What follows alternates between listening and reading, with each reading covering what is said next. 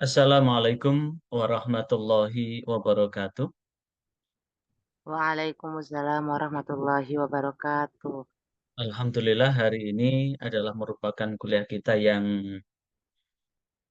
pertama, namun ini sudah masuk dalam pertemuan yang kedua karena kemarin saya nggak tahu kalau sudah dimulai dari Kamis kemarin dan walaupun saat ini posisi saya ada di Jakarta, saya tetap lakukan dan laksanakan kewajiban saya dalam mengajar ini sehingga walaupun jauh tidak akan mengurangi kekhidmatan kita untuk belajar karena belajar itu akan menembus ruang dan waktu, dimensi ruang dan waktu. Hari ini kita akan kuliah hadis ahkam ya. Kita akan kuliah hadis ahkam yang berkaitan dengan hadis tentang keutamaan menuntut ilmu dan ilmu pengetahuan. Sekali lagi tentang keutamaan ilmu dan ilmu pengetahuan. Mudah-mudahan kita awal dengan Ummul Quran suratul Fatihah dan kita untuk mengharap ridha Allah Subhanahu wa taala hingga apapun yang kita lakukan hari ini betul-betul nyocoki apa yang dijanjikan oleh Rasulullah Shallallahu alaihi wasallam. Sekali lagi nyocoki dengan apa yang dijanjikan oleh Rasulullah Shallallahu alaihi wasallam. Karena bagaimanapun juga setiap apa yang kita lakukan ini ada energi positif sekali lagi, ada energi positif yang dapat kita ambil. Sehingga apa yang kita baca ini nanti betul-betul sesuai dengan apa yang dijanjikan oleh Rasulullah SAW. Ada beberapa hadis yang terkait dengan menuntut ilmu. Sekali lagi ada beberapa hadis yang terkait dengan menuntut ilmu akan saya share ya. Karena memang hari ini kita akan bahas ini hadis tentang ilmu pengetahuan dan keutamaan orang-orang berilmu.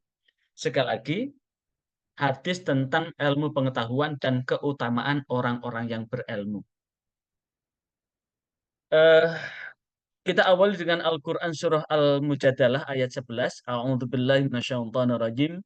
Ya ayyuhalladzina amanu idza qila lakum tafassahu fil majalisi fafsahu yafsahillahu lakum wa idza qila syuzu fanshuzu yarfa'illahu ladzina amanu minkum walladzina utul ilma darajat wallahu bima ta'maluna basir. Orang-orang yang beriman, apabila dikatakan kepadamu, berlapang-lapanglah dalam majelis, maka lapangkanlah, niscaya Allah akan memberikan kelapangan untukmu. Dan apabila dikatakan berdirilah kamu, maka berdirilah, niscaya Allah akan meninggikan. Nah, inilah alladzina amanu minkum yarfa'illahu ladzina ama yarfa'illahu ladzi. Allah akan meninggikan orang-orang. Tapi di situ fangzuzu. Wa idza qilang syuzu fang syuzu. Maka apabila dikatakanlah berdirilah. Kenapa? Artinya apa? Ketika ada orang masuk di majelis, kemudian majelis ini betul-betul sempit. Sekali lagi, ketika kita ada di majelis, majelis ilmu, majelis zikir, majelis ta'lim, dan kemudian ini sempit, maka berilah kesempatan orang lain untuk duduk. Tafassahu fil majalis. Lapangkanlah di dalam majelis itu. Fafsahu yafsahillahu lakum. Maka Allah akan melapangkan. Dan apabila ada orang yang tidak dapat duduk, fang shuzu, berdirilah, maka berdirilah. Kalau kita sudah memberikan kesempatan orang lain untuk duduk bareng-bareng, maka ini ada dua. Yarfa'illahu ladina. Allah akan akan mendirikan orang-orang, satu, amanu minkum, orang yang beriman. Yang kedua adalah walladina utul ilma. Walladina utul ilma. Orang-orang yang diberikan ilmu apa derajatnya. Allah akan tinggikan. Wallahu bima ta'maluna khabir. Allah akan maha mengetahui terhadap apa yang engkau lakukan. Termasuk ini dalam rangka menuntut ilmu. Karena itulah terkait dengan kewajiban menuntut ilmu, sebagaimana hadis yang diriwayatkan oleh Ibnu Majah di dalam Sunan Ibnu Majah hadis 224, thalabul ilmi fardhatun ala kulli muslimin, tanpa ditambah wal muslimatin loh ya. Matan hadisnya adalah thalabul ilmi faridotun ala kulli muslimin. Kalau ditambah wal muslimatin itu jadinya maudhu. Khitabnya hanya ala kulli muslimin. Menuntut ilmu itu adalah kewajiban untuk setiap orang muslim. Kalau sudah disebutkan ala kulli muslimin, itu juga masuk di dalamnya juga wal muslimatin, tanpa harus ditambah. Karena jika ditambah, maka akan menjadi maudhu. Dari sahabat Anas bin Malik radhiyallahu an dan disahihkan oleh Albani dalam Sahih Jami' Shaghir, hadis nomor 3913. Di dalam riwayat Tabrani, ta'allamu aw 'allimu wa tawaddu'u limuta'allimikum wa la yalu limuta'allimikum. Ta'allamu, belajarlah, wa aw 'allimu, atau mengajarkan, tawaddu'u, letakkan limuta'allim, tawaddu'lah kepada orang yang mengajar kamu, wa la yalu, dan condong limu'allimikum, untuk yang mengajarmu. Sehingga ini ada yang menafsirkan bahwa orang tua itu ada 3. Yang pertama adalah orang yang bahkan ada yang mengatakan makolah Sayyidina Ali ini, bahwa ada 3 orang tua yang wajib dibirrul walidain. Yang pertama adalah orang yang melahirkan kita. Yang kedua adalah orang yang melantarkan kelahiran pendamping hidup kita. Kalau laki-laki adalah istrinya, kalau perempuan adalah suaminya. Yang ketiga adalah orang yang melahirkan untuk kita bisa mendapatkan ilmu. Dialah guru-guru kita. Karena itu, belajarlah. Kalau sudah punya ilmu, awa'allimu, mengajarlah. Au tawaddu'u, atau tawaddu'lah, limu'allimikum, untuk orang yang mengajar kamu. Walayalu, dan hendaklah kita condong limu'allimikum, untuk yang mengajar kita.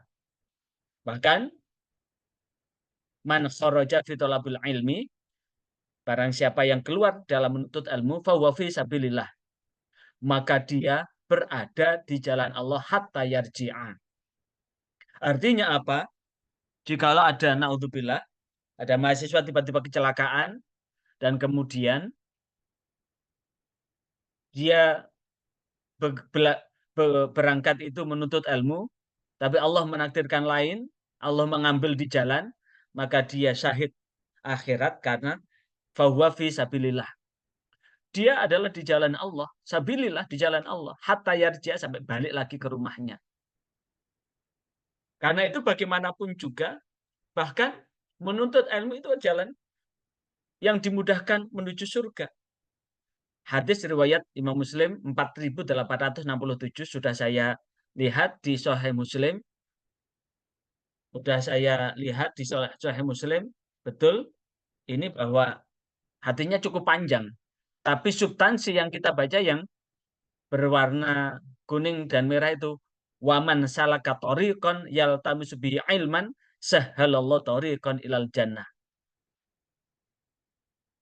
Barang siapa yang menempuh jalan untuk mencari ilmu, man salaka, yang menempuh jalan tariqan, jalan, yaltamisu, untuk menuntut, fihi, di jalan, ilman, ilmu, sahhalallahu lahu, maka Allah akan memudahkan buatnya, fihi, dengan tariqan, jalan, ilal jannah, ke surga.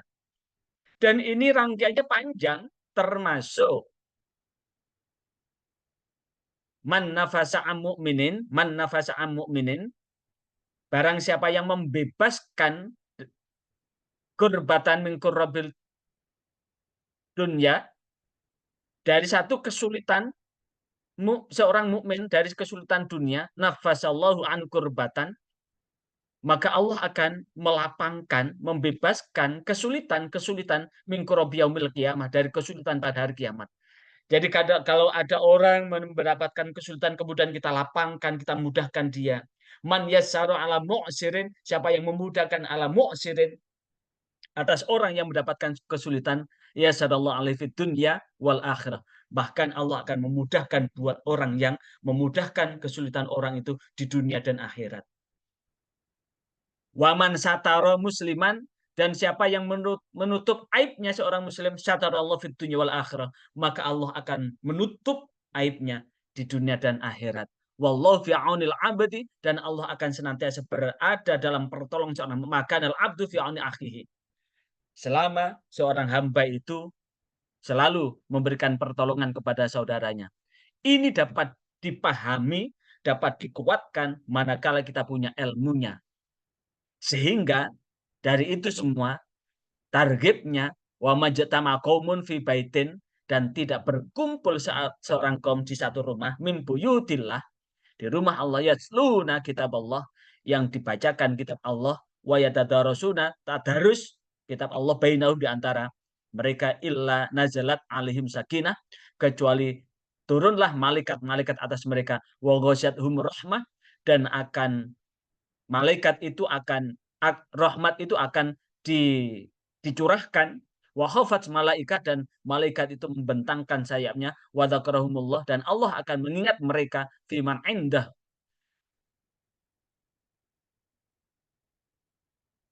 tanpa ketinggalan. Malaikat serta Allah akan menjemputnya pada saat berada di sisi Allah. Wabat waman batu abi alamahu, dan barang siapa yang ketinggalan amalnya, lam yusri' bihi nasabahu, maka nasabnya tidak juga meninggikannya. Ini artinya apa? Substansi adalah pada ilmu, karena dengan ilmu itu akan memahami segalanya. Kemudian bahkan ketika kita sudah ada di ilmu, sebagaimana yang Rasulullah tegaskan dalam hadis yang diriwayatkan oleh Imam Muslim, idza matal insanu, jika meninggal seorang manusia, in qata'a anhu amaluhu, maka putuslah amalnya, illa min salasin, kecuali dari 3 perkara, il illa min shadaqatin jariyah, illa min salasin, kecuali dari 3 hal, dari 3 hal itu adalah shadaqatin jariyah, sedekah yang dijariahkan, au ilmin yuntafa'u bih, ilmu yang disebar-sebarkan sehingga ilmu itu bisa dimanfaatkan, awaladin sholihin, yaitu Allah, atau anak soleh yang senantiasa mendoakan. Maka jikalau kemudian kita belajar, kemudian apa yang kita pelajari itu kemudian kita pahami, kemudian kita sampaikan ke orang lain, dan orang lain itu kemudian melaksanakan walaupun kita sudah meninggal dunia, maka akan terus mengalir walaupun kita sudah meninggalkan dunia ini. Dan bukan hanya itu, di dalam hadis riwayat Imam Abu Dawud, Imam Tirmidzi, dan Imam Ibnu Majah, al ulama warasatul anbiya. Para ulama, orang-orang yang berilmu, adalah pewaris para nabi. Wa inal anbiya, dan sesungguhnya para nabi itu lam yuwasiru, lam yuwarrithu dinaron, tidak mewariskan dinar, wala dirhaman, tidak mewariskan dinar, walakin warrathu al-ilma, akan tetapi para nabi itu adalah mewariskan ilmu. Faman akhadahu, dan barang siapa yang mengambilnya, akhadha bihaldin wafirin, maka dia telah mengambil bagian yang cukup. Sehingga betul jika para kiai mengajarkan pada setiap santrinya, kepada setiap pemuda, laisal fata liman yakul man abahu, bukan seorang pemuda jikalau dia hanya membanggakan orang tua, walakinnal fata, akan tetapi seorang pemuda adalah mayakulu ha anaza, adalah seorang pemuda yang selalu berkata, inilah saya, inilah saya. Karena itu jangan sampai kemudian kita suka membanggakan siapa kita, anak siapa kita, tapi kita tidak sesuai dengan perilaku yang kita banggakan, maka itu tidak patut. Maka orang yang tahu ini adalah hanya orang yang berilmu. Maka dengan terkait dengan eh, isu debat nasab ini, sehingga muncul Laskar Sabilillah Indonesia atau Pembela Wali Songo PWI, Pembela Wali Songo Indonesia, yang kemudian yang memang diserang dari orang-orang yang mengaku keturunan Rasulullah, yang kemudian dia merasa lebih terhormat dalam setiap ceramahnya yang begitu kasar, provokatif, yang kemudian tidak jarang keluar dari mulutnya kata-kata yang keras dan kasar, maka sungguh patut mereka itu malu jika merasa sebagai keturunan Rasulullah, tapi tidak mencerminkan perilaku Rasulullah SAW. Karena Rasulullah itu adalah orang yang lemah lembut.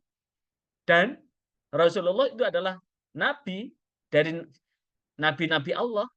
Dan siapa yang mewarisi? Bukan anak cucunya, tapi orang-orang yang berilmu. Sekali lagi, yang mewarisi para nabi adalah orang-orang yang berilmu. Al-ulama warasatul anbiya. Karena para ulama, orang-orang yang berilmu adalah pewaris nabi.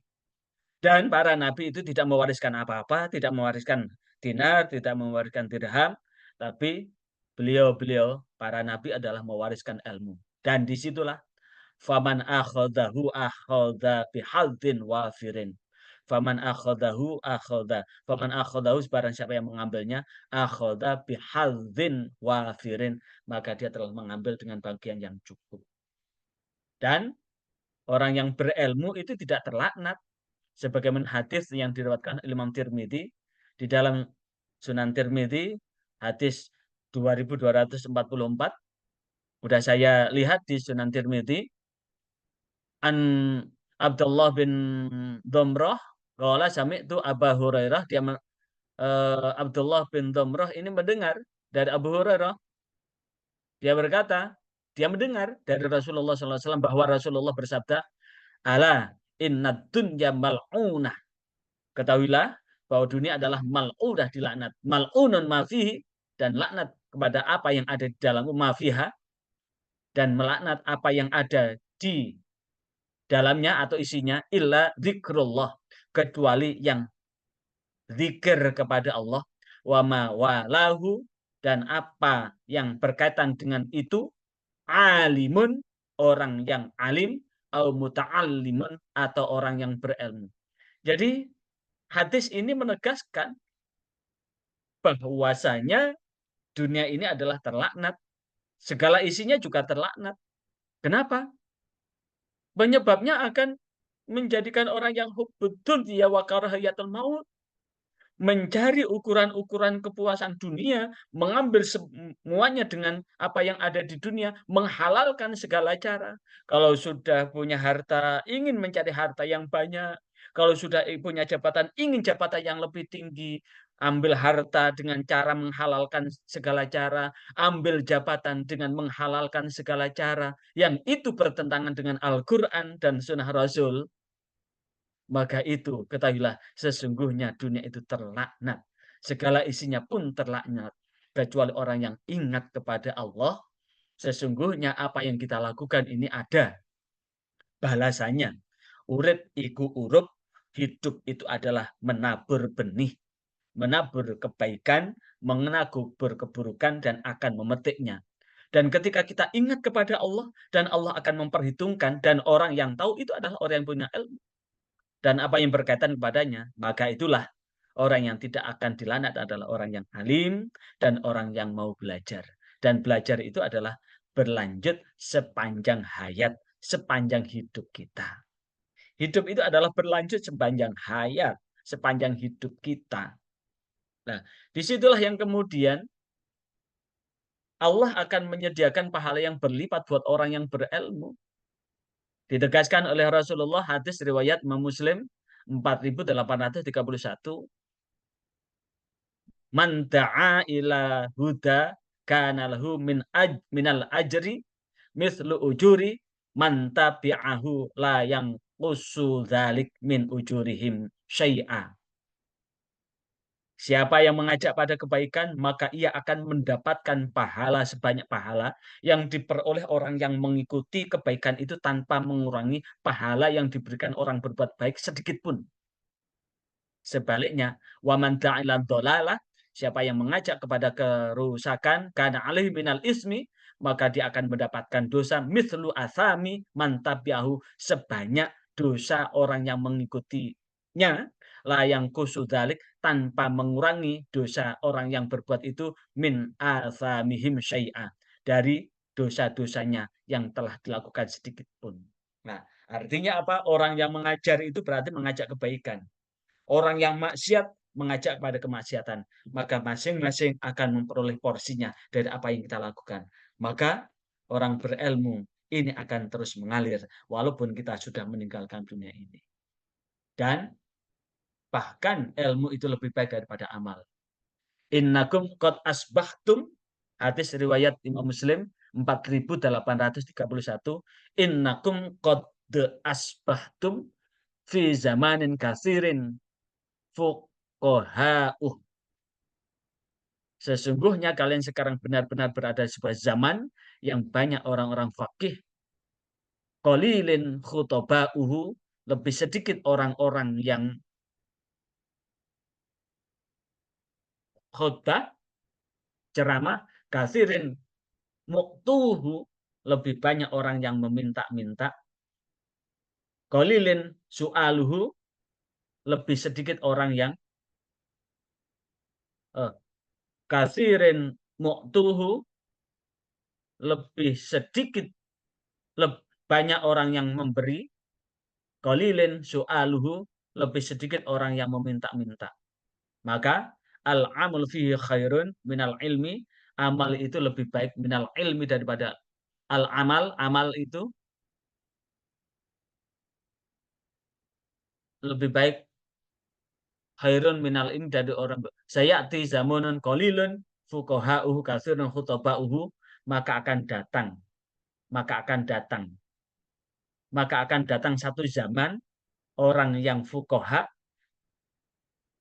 akan datang lebih sedikit orang yang fuqaha berilmu, namun kasirun khutoba'uhu, lebih banyak dari orang yang berceramah. Lebih banyak orang yang meminta, tapi lebih sedikit orang orang yang memberi. Dan ilmu di sini khairu minal amal. Dalam hal inilah ilmu itu akan lebih baik daripada orang yang beramal. Kebalikan, jika eh, idealnya kita ini berada di zaman yang banyak orang fakihnya, namun sedikit orang yang berceramah. Banyak orang yang memberi, namun sedikit orang yang meminta. Dan ketika banyak orang yang berilmu, yang ceramah sedikit, banyak orang yang memberi, namun yang meminta sedikit, maka masa itu adalah amal itu lebih baik daripada ilmu. Tapi jikalau datang satu masa, orang yang paham itu sedikit, tapi penceramahnya banyak, yang memberi itu sedikit, tapi yang banyak meminta-minta, maka di masa itu akan lebih baik ilmu daripada amal. Artinya apa? Dengan ilmu itu kita bisa mengajarkan secara nilai-nilai idealitas itu. Dan karena itulah, mudah-mudahan saudara yang saat ini sedang kuliah akan mendapatkan targetnya Rasulullah. Sebagaimana hadis yang diriwayatkan oleh Imam Tabrani, man ghada ilal masjid la yuridu illa ayyata'allama khairan.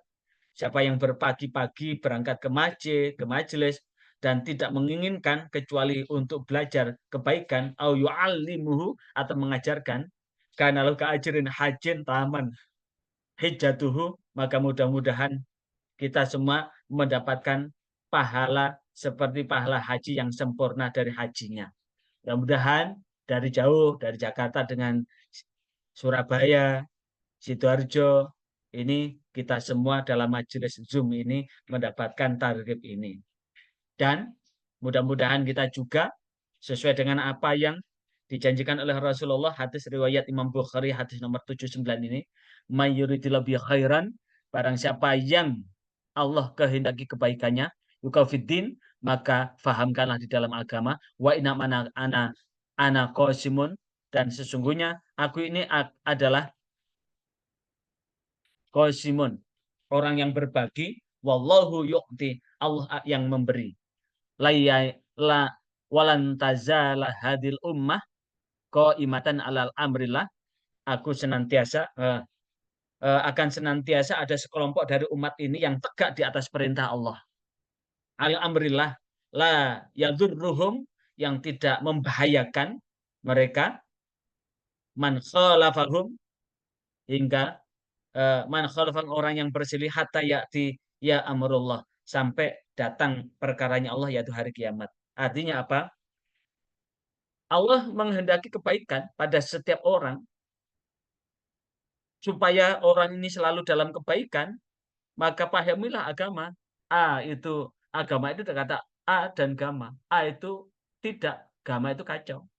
Maka mendalami agama itu adalah menghendaki keselarasan dalam hidup ini, tidak kacau balau. Dan Rasulullah ini berbagi, Allah yang memberi. Allah memberi ilmu kepada Rasulullah, Rasulullah membagikan ilmu itu. Dan di situ yang perlu kita pahami, akan senantiasa ada sekelompok dari umat ini yang tegak atas perintah Allah. Namun orang yang menyelisih mereka tidak akan membahayakan hingga datang hari kiamat. Jadi ketika kita tetap tegak di perintah Allah, maka sesungguhnya jangan takut dalam hidup ini untuk istiqomah dengan kebaikannya. Walaupun ketika kita istiqomah dengan kebaikan itu menjadi orang yang tidak populer. Biarlah tidak populer, tapi tetap populer di hadapan makhluk Allah yang lain. Karena itulah, mudah-mudahan kita sesuai dengan apa yang Rasulullah janjikan dalam hadis riwayat Imam Tirmidzi ini. Apa? Ada Abi Umamah Al-Bahili qala dzukira li Rasulillah sallallahu alaihi wasallam rajulani ihdahuma abidun wal akhiru alimun. Bahwa misalnya Rasulullah sallallahu alaihi wasallam membagi ada salah dua orang itu di sisi disebutkan oleh Rasulullah adalah orang yang ahli ibadah dan orang yang berilmu. Maka kemudian Rasulullah bersabda bahwasanya faqala Rasulullah sallallahu alaihi wasallam fadlul alimi 'alal abid. Lebih utama orang yang berilmu daripada orang yang beribadah. Kenapa? Orang yang berilmu itu tahu apa yang dilakukan, tapi orang ibadah kalau hanya ibadah tapi kemudian tanpa ilmu, maka sungguh masih ingat bisa ada setan disuruh untuk menggoda orang sholat, tapi kemudian dia lari terbirit-birit karena ada orang tidur. Ternyata orang yang sholat itu adalah orang yang tidak berilmu, sementara orang yang tidur tidak ada orang yang berilmu. Dan itu kafatli ala adnakum, dan disitulah semakala Rasulullah SAW.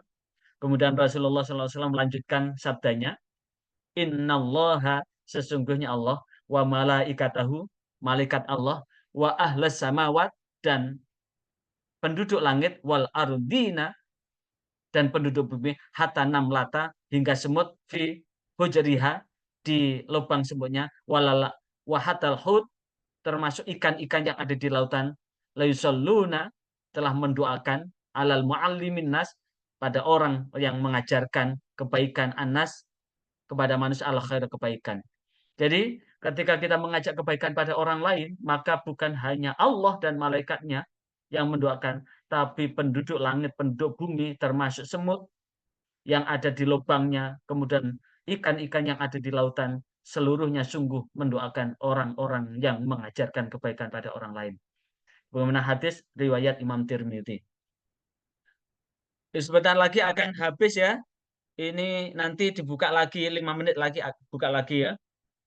Dan terakhir, man aradad dunya, hadis riwayat Ahmad, man aradad dunya fa'alil ilmi, siapa yang menghendaki dunia maka dengan ilmu, man aradal akhirah maka fa'alih bil ilmi, dengan ilmu, wa man aradahuma, maka siapa yang menghendaki dunia dan akhirat fa'alaihi bil ilmi, maka itu juga butuh ilmu.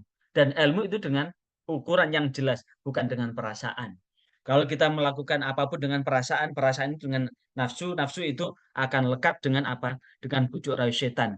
Ingat, asyaiton yajri fi majridam. Sekali lagi, setan itu akan mengalir dalam aliran darah kita. Itu yang dapat saya sampaikan. Barangkali ada yang ditanyakan, Mbak Saidah? Ada yang ditanyakan, Mbak Risma? Halo? Ya, Pak. Boten, Pak. Ya, kalau tidak ada pertanyaan cukup ini aja. Nanti biar dilihat ya. Dilihat videonya, nanti akan saya simpan di YouTube nanti untuk dilihat, dicermati. Soal-soal saya dari materi seperti ini nanti saya akan mengulas dari apa yang disampaikan begini. Dan nanti Nggih, Pak. sebelum ujian tengah semester, nanti silakan dicermati perkuliahan kita di YouTube itu, dilihat ya. Dilihat, atau paling tidak dari apa yang saya simpan di YouTube nanti direview kembali, diulas kembali. Nanti akan ada tugas untuk mereview kuliah yang pertama, kedua, ketiga, dan seterusnya ya. Saya kira itu kita tutup dengan kafaratul majlis ya. Subhanakallahumma wa bihamdika asyhadu an la ilaha illa anta astaghfiruka wa atubu ilaik.